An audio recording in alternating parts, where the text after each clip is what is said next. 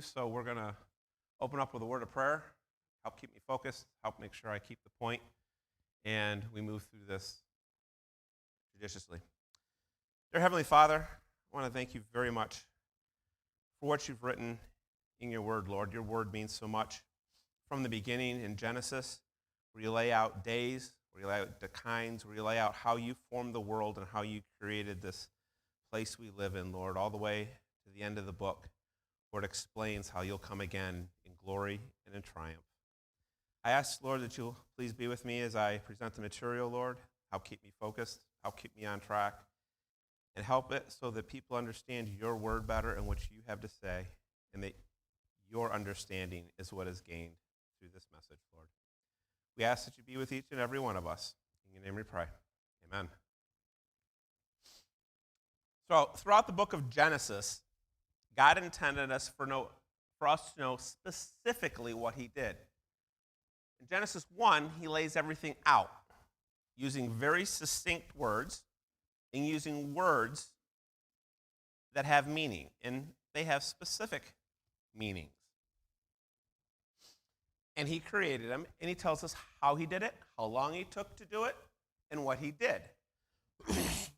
Our lesson this week is going to, excuse me, our lesson this week is going to include just the first 4 days. Day 1, day 2, 3, and 4. Day 1 is going to include the creation of the heavens and a formless earth.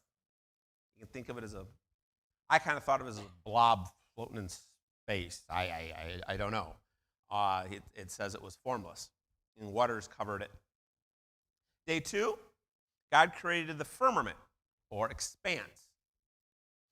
This expanse, called heaven, and turns into what we have as atmosphere. And caused dry land to appear, gathered the seas together in one place on the earth. Then he spoke, and what do we have? We have plants, we have grasses, herbs, trees, all into existence on day 3.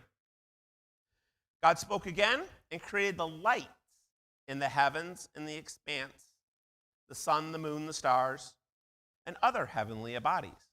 And these appeared on day 4. And God creating all living things. How? According to their kind. One of the words that we're going to take a look at is kind. We're also going to take a look at the word day, because kind is repeated quite often when he creates things. So is the word day and how long he took to do it. The Hebrew word from created is bara, B-A-R-A. And it depicts the making of something from nothing. Now, Charlie, you make things. Stopped over and you're making stuff on the church trailer. What did you use? Okay, where did you get the material? And did any of it come out of nothing? Did you just walk outside your shop and go, boom, there's my steel? Ain't that good either. Only God can make something from nothing. Charlie, when he's fabricating, starts with something, whether it be sheet metal, whether it be brazing rod, acetylene gas, all comes into making something. There's an essay written for an economics class, and it's really interesting because the essay is titled I Pencil. It's a short essay, it's about three pages, but it goes into detail about what it takes to create a pencil. Again, it takes something. Now, this is built for an economics class, but I'm going to bring it in here for a second, because what does it take to create the pencil? Let's just take a look at the wood itself. Got to have the tree. Well, I got some nice trees out here. Well, I just can't say, tree pencil. Nope, we've got to cut it down. Well, now we need saws, so now we have to have the metal. So we just can't find that laying around somewhere. We've got to go make the metal. Well, in order to make the metal, we've got to go mine it out of the ground. We just can't, scoop it out of, I'd say thin air, but air is something. So bara, the term that the Hebrews used, was something from nothing. And as you can see, even in the case of a pencil, just the wood itself, let's not go into the graphite that is used to make the lead, the metal that's used to make the band, or the rubber that's used to make the eraser, just the wood alone, we're all the way back to getting something from the ground. We have to start with something. And to extrapolate that even further, as the essay does, your little shovel ain't going to cut it. You need a lot more. So there is no way we can make something from nothing that God did. God actually did it in 6 days. Something from nothing. Some more interesting applicable to this passage is prior to the 1700s, the earth was, prior to the 1700s, few people believed the earth was old. Most people believed the biblical account of the earth created in 7 days. It wasn't until around the 1800s that people started believing, oh, well, maybe day means a millennia, or maybe day means 1,000 years, or maybe day means something than what day really means. And they began to surrender the truth in Genesis and believe in millions of years of earth history rather than the few thousand we have. And as we're going to see, to deny this,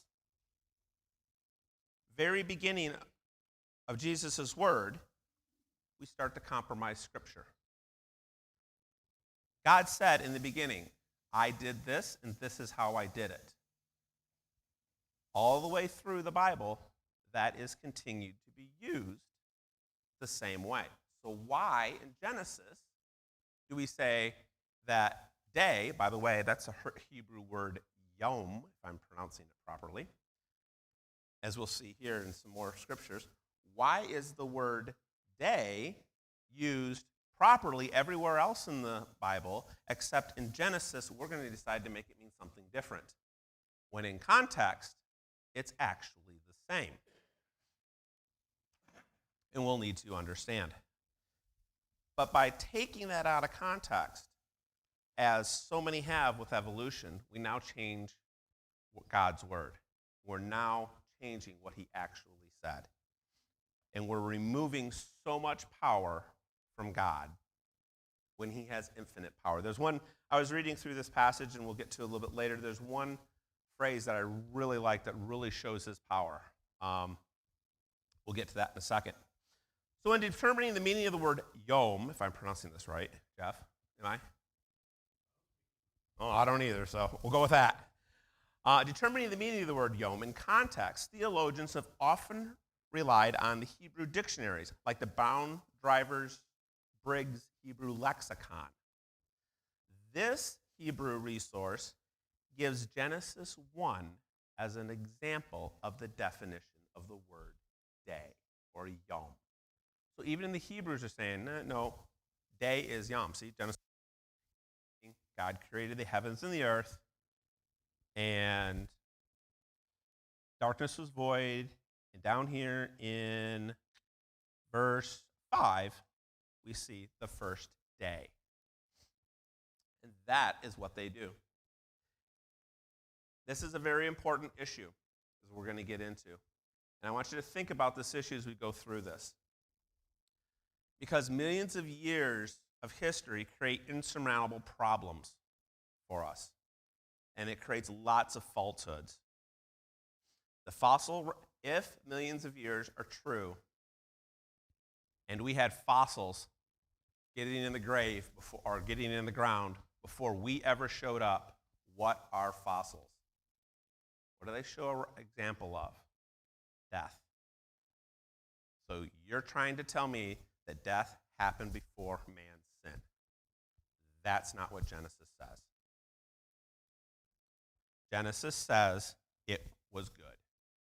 And when God creates good, he does not create death. And in some aspects, it was very good. And sin came into the world due to Adam and what he did. Death came through that. If we go and take a look at Romans 5:12. And I thought I had this marked.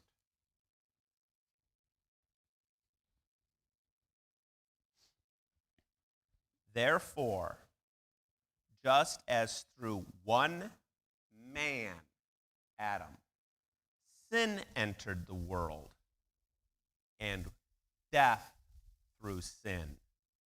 And thus, death spread to all men because all sinned. For until the law, sin was in the world, but sin is not imputed when there was no law. Nevertheless, death reigned from Adam to Moses over those who had not sinned according to the likeness and transgression of Adam. So what we see here in Romans is that sin entered with Adam. When sin entered, death entered.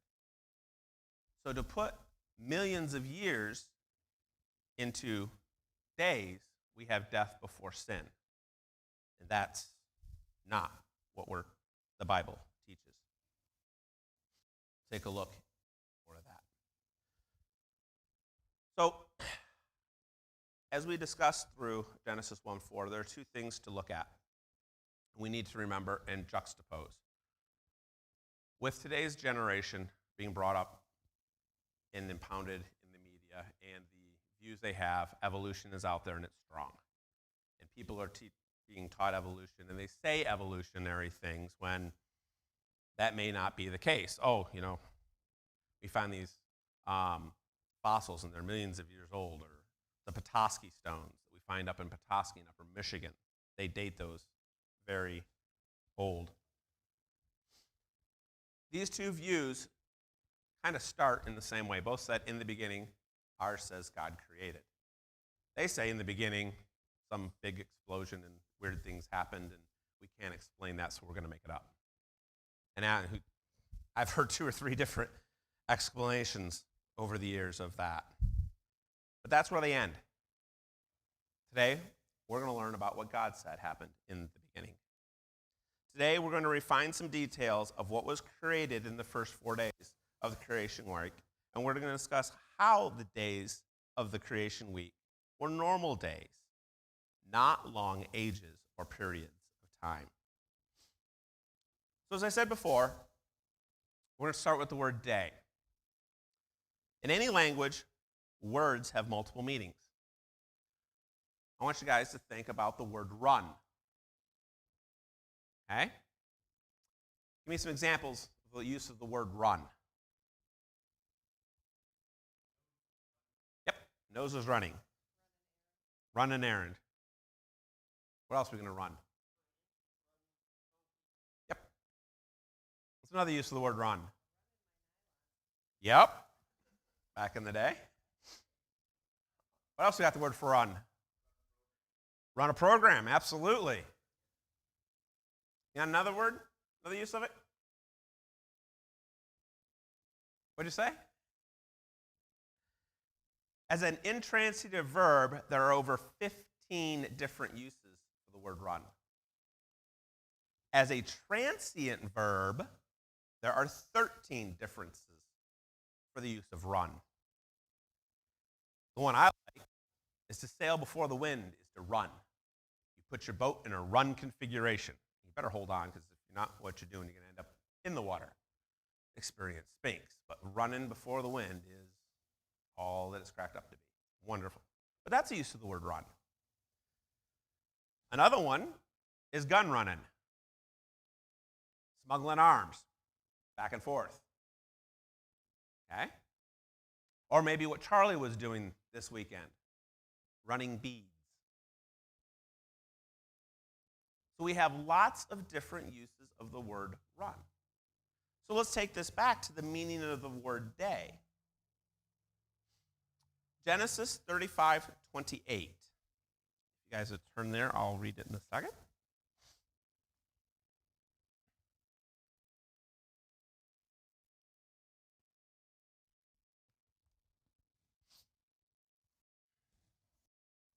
And here we are going to see some uses of the word day and how the word day was used. And in 35:28, so Isaac breathed his last and died, and was gathered his people, being old and full of days, and his sons Esau and Jacob buried him. So here we have the plural days. He was full of days. And in this context, we're referring to a past period of time, referring to the fact that Isaac had lived a full life. Let's go to Leviticus 9:1.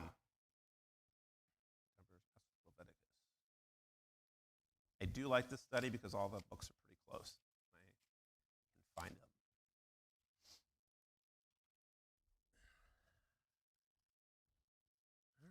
In 9:1 it tells us, and it came to pass on the 8th day that Moses called Aaron and his sons and the elders of Israel. So here on the 8th day, this is referring to a specific 24-hour period. This is the same use as the word day as we see earlier in Genesis. So let's take a look at Numbers 11:32, and we will see yet another use of the word days. 11:32.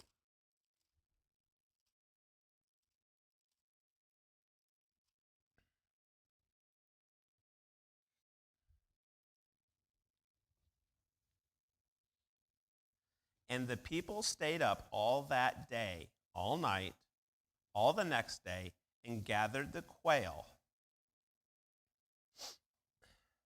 Here, they again are referring to specific periods of time, 24-hour periods.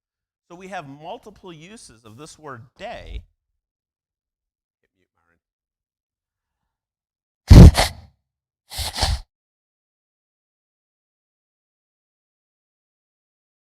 Multiple uses of the word day in the Bible that we can gather our context for. And the last one I want to look at is Jeremiah 5:18.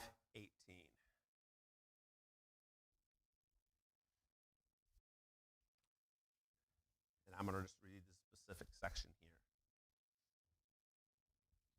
It reminds me of an old phrase, in the days of days. Jeremiah 5:18. Even in those days, declares the Lord, I will not make a full end of you. And here, days is referring to a future age or a future period of time with no specific time frame.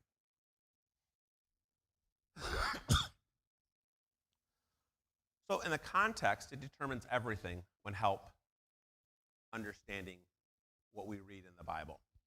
And we have many specific verses here where we can find out how day was used in Genesis 1 through the first 4 days, 1 through 16. We've seen day, 24-hour period. We've seen day refer to ages, and we've seen day refer to ages. Excuse me. And no one disputes the meaning of the word days in any other part of this context. It's not until we hit Genesis, as I said, that we have this problem. And someone has decided to say, oh, no, it means something different. Well, let's apply this differently, and we can see the other way. Let's apply the millions of years or longevity to Genesis 1:1 and say, oh, okay, it took, 1,000 years for God to create the sun. If we're going to use the word in that context, then that same word, that same meaning, that same context, Jonah was in the belly of the fish for about 7,000 years. It doesn't work. It falls apart. Let's take the earlier Israelites marching around the wall of Jericho. That was generational if we continue to use the same context. So as we see, we have context in the Bible from to reaffirm that day was 24 hours.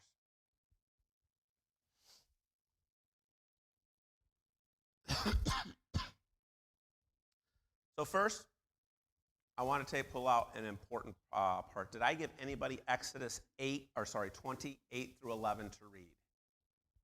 Okay, read that one, and what we're going to see here is that we are indeed reaffirming one day, 1 24-hour period. Charlie? Remember the Sabbath day to keep it holy. 6 days you shall labor and do all your work. But the seventh day is the Sabbath of the Lord your God. In it you shall do no work, you nor your son, nor your daughter, nor your male servant, nor your female servant, nor your cattle, nor your stranger who is within your gates.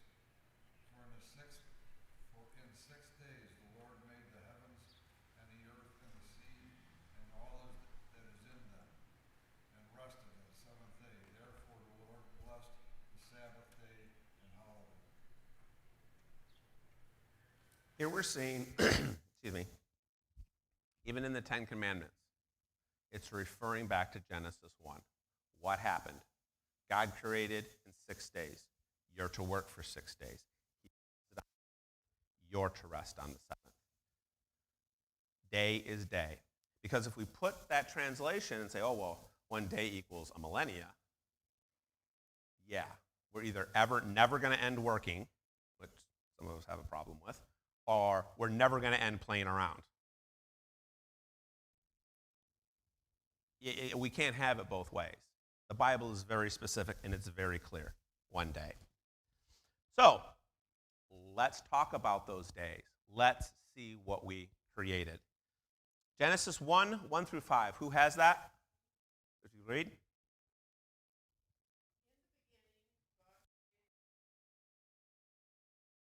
Without form and void, and darkness hovering over the face of the water. And God said, let there be light. And there was light. And God said that the light was good. And God separated the light from the darkness. God called the light day, and the darkness he called night. And there was evening, and there was morning, the first day. So Genesis 1, right there in the first part, we have him creating immediately. Some interesting things to note. He created the heavens and the earth was without form and void. So we have blobs sitting in space? I'm not sure. I'm not sure I'll ever understand. Because the earth was without form. And when I think of something without form, I think of a bag of water. You know, you're just, it's not going to stay in a form, whereas chair has form. It's solid. It's not going anywhere.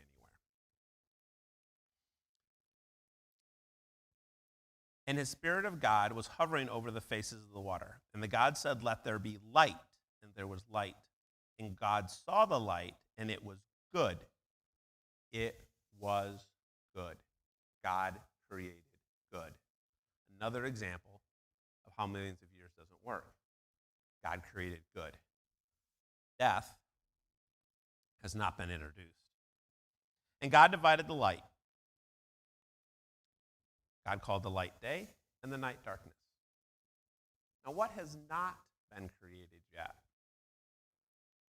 The sun and the moon. Where's the light coming from? That's my guess. That's my best guess, too. From him, from his presence, from his omniscience. Genesis 1, 6 through 8. Who has that? If you could read that for us, please.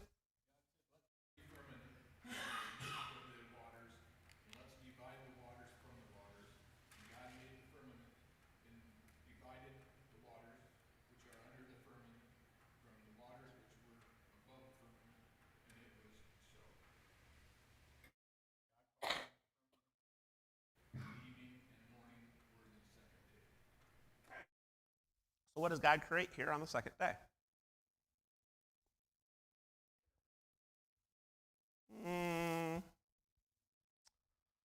He creates firmament and divided the waters from the waters. And the firmament divided the waters from which were under the firmament and the waters which were above the firmament. So it was. And the firmament he called heaven. So the evening and the morning of the second day. On the second day, he creates heavens, which for me is a little hard because he still hasn't created my favorite part yet. Genesis 9, 1 through 13. Who had?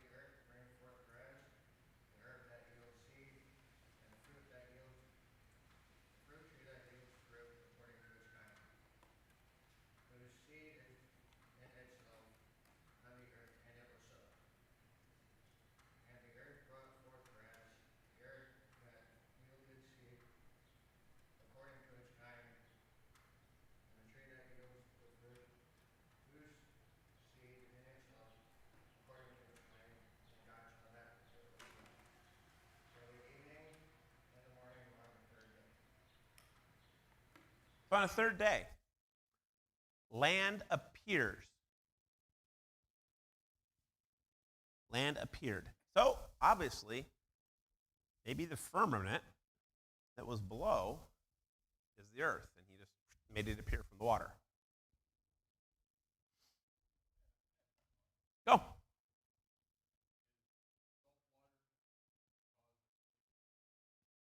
I don't know, because a lot of things live in it.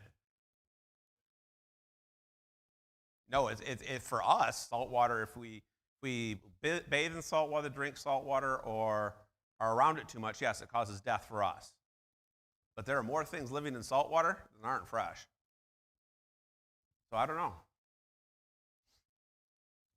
I wouldn't think it would be, because one, of the amount of living things that are in it. And if it causes death, why would God put things that live in salt water?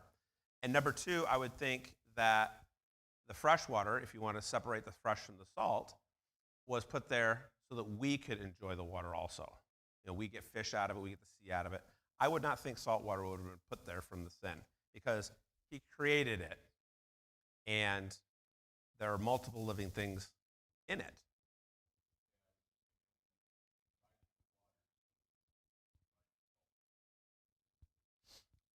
Mm-hmm.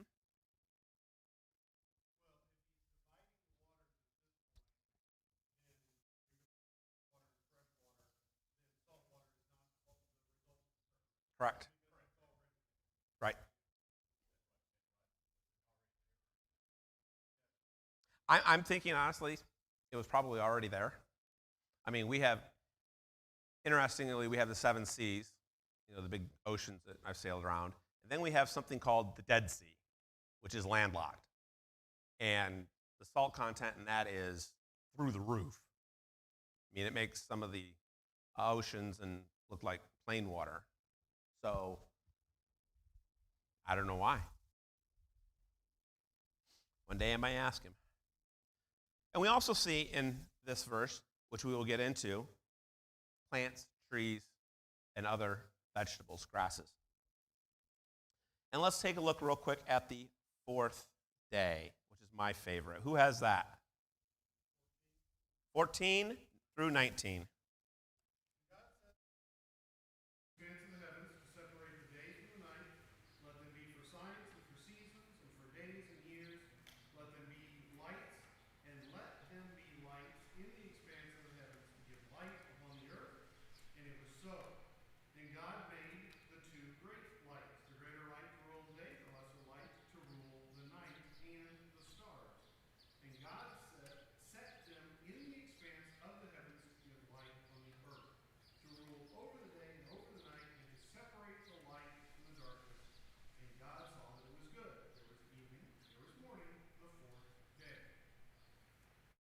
Excellent.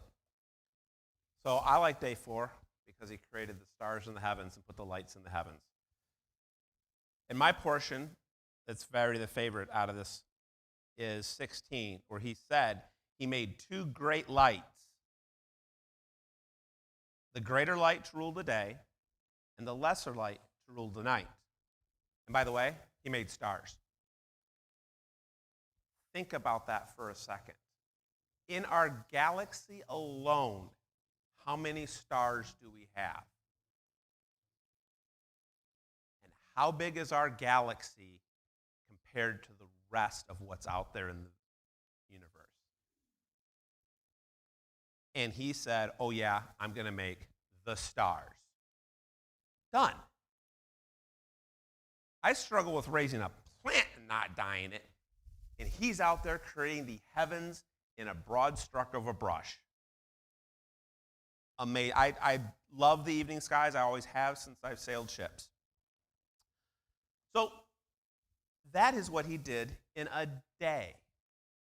So let's take a look at another word as we move on, because day is really important to understand. The second thing that is important to understand out of this verses is starting at 11, when God said, let the earth bring forth grass, the herb that yields seeds, the fruit tree that yields fruit, according to its kind. And it was so. And the earth brought forth the grass, and the herbs, and the seeds of its kind, and the fruit of trees that yield fruit, whose seed is in itself according to its kind. So here we have excuse me, things that are made.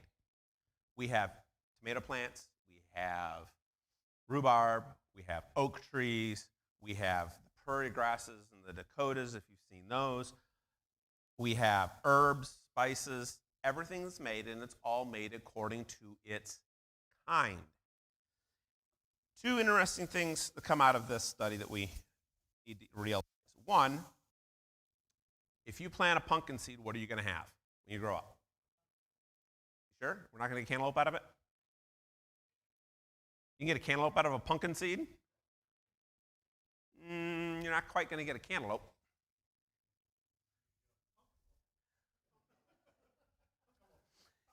If we plant a tomato seed, are we going to get an oak tree out of it? No. And what he talked about over here is an interesting point, because in the world of gardening, we have what's called grafting. Now, what does that do? That takes a heirloom tree, roses are prime for this. Let's do the rose example. Rosa multiflora. I call it a weed, but it is of the rose family of bushes. They take that root, which is hardy, it's stout, you're not killing it. I've tried. And what do they do with it? They put on and they graft together. Man grafts on a hybrid tea that comes out in beautiful colors. Have we made a new plant? Nope. What have we done? We've cut and paste, literally. We took hardy stock, put a really beautiful rose that of itself, if you just let it grow by itself, one harsh summer of heat and it's withered away and dead. You put it on this Rosa multiflora root that one harsh summer of heat and it's like, hey, cool, let's dig these roots deeper and get ready for next year. You can't kill the stuff. And so this hybrid tea rose grows better. But have we created anything? No. Have we made something that is an herb? Have we made something that is a tree? No, we haven't. We have kept within its kind. We cannot do that. Even when we graft trees, you see these dwarf fruit trees that are popular. They put a root on that's really hardy, really stock, can survive anything, can get that nutrients out of the ground when gardeners don't know how to properly feed these trees and take care of them. And they put a fruit tree on top. Why? So the fruit tree can get its nutrients. But we are not creating an herb plant. We're not creating grasses. We are still inside of the kind. And this goes all the way back to early science. John Ray and Carolus, I'm going to slaughter this last name, Lenausu, they were Christians. I believe they were French. And they were looking to understand the groupings of things. And so what did they do? When they started their classifying system, they came back here and pulled it from Genesis. Kind. And you go down in that. That's why you have plants that you can, as he said, morph into different things because they're still in the kind. We haven't changed it. It's how you can take a poodle and a Labrador and come up with something that sells nicely. Because all you're doing, and that's animals we'll get into later, but they're still animal kind. You now have a Labradoodle, which is, as far as I've been introduced to them, are yappy dogs. We see, the other thing we see, and this Labradoodle example goes to it, is variation in kind. Take a look at the pug, for example. And I'm going to use the animal here real quick, and I'll go back to plants, because I need to stay in the plants. As they've bred it, the face gets smaller. Go to tomatoes. We have gotten tomatoes, beefsteak tomatoes, that are just meaty tomatoes. Why? Because we have been selecting how we take the variation that is formed, breathe that variation in. And we continue to get a tomato that maybe went from a juicy, less meaty tomato to a tomato that's really nice and meaty. You put it on a cheeseburger, and it's very nice to eat because it's meatier and it stays together. But through this, wasn't me. Through this selection, have we ever gone out of it being a tomato? No, we haven't. It's still a tomato. And if we take the smaller ones and can, maybe we had a small crop this year where we take those seeds and make a smaller crop and make a smaller crop, we get these great bite-sized tomatoes. It's variation. We have not created a new tomato. It's still a tomato. It's still part of that kind. It hasn't all of a sudden become a grape, even though they're the size of a grape. All these things that God made, we have enjoyed. We've watched the variation happen. We've watched things change. Some things we have made better to our taste. We like a meatier tomato. We like a sweeter orange.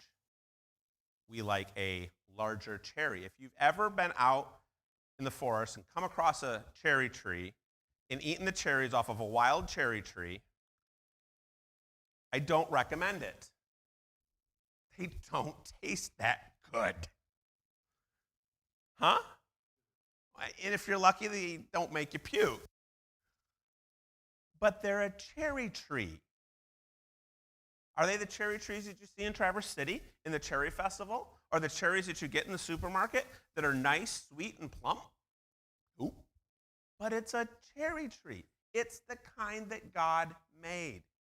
And we haven't introduced anything new. With each of the kinds, we see the variety, as I've discussed. Just think of all the different types of beans, lentils, peas that exist out there. I mean, we think we're going to have some protein. We're going to get that steak, put it on the grill. Nice, low, slow, comes out nice and tender. There are parts of the world that say, hey, let's go with some protein. And they're going, which 30 beans do you like? Black bean, red bean, lentil bean. Yeah, that's about it. That's my repertoire beans. It's only because she's been here long enough. I've learned a few more. There's so many beans out there, yet they're all part of the legume family. They're all part of the same kind of beans. So let's briefly recap. We've looked at the first chapter of Genesis and provided an argument from the text that the days are normal days and not ages of time. We've used the Bible. We've used the way Hebrew have interpreted the word days. We've even used their own dictionary, the lexicon, to say, day's a day. God made it all in one day. The heavens, the earth, what we see. We've also taken a closer look at what was created on the fourth day, on the first 4 days of the creation week. He created the earth, the seas, the land, and all kinds of plants. Kinds. And they were distinct. And he also created my favorite part, which is the heavens, the stars, the sun, the moon. And they marked a passage of time, and that's what they were put there for. Even Jesus' birth, the Magi followed the stars. They looked to the heavens. We look to the heavens as farmers and people in agriculture to tell us what time it is to plant. We see Orion in the sky, we know it's fall if he's here. We see the hunter. If you're in the south, you see the Southern Cross. You see these various things in the skies to tell us the passage of time. Sailors used them for centuries to get from point A to point B. And if it wasn't for the stars, they'd have been more lost than they already were. So not only did they provide light, they provided guidance. And what I would like for us to think about as we leave here today is what dangers and how dangerous is it for us to suggest that the days in Genesis interpreted as long ages rather than myths. When people say, oh yeah, the day in Genesis was just a section of time or thousands of years, we need to remind them that no, if it was that long, then sin entered the world long before man did. And it was Adam's sin which caused the fall. The second thing I'd like you to remember as we go through this and take this away is that as hard as we've tried, we have not created new kinds. We have created variation inside of a kind. We've created variation in the plant kind. We have created various different beans, fruits, trees. They've even got a tree out there in some resort I saw in Arizona, half's an orange, half's a lemon. And how do they do that? Take those two trees, graft them together, like I said earlier, and they grow side by side. And it looks like one tree, but it's not, it's really two. New kinds we'll have to ask God to get because we can't do it. We can only adjust or bring out a variation. Jake, would you please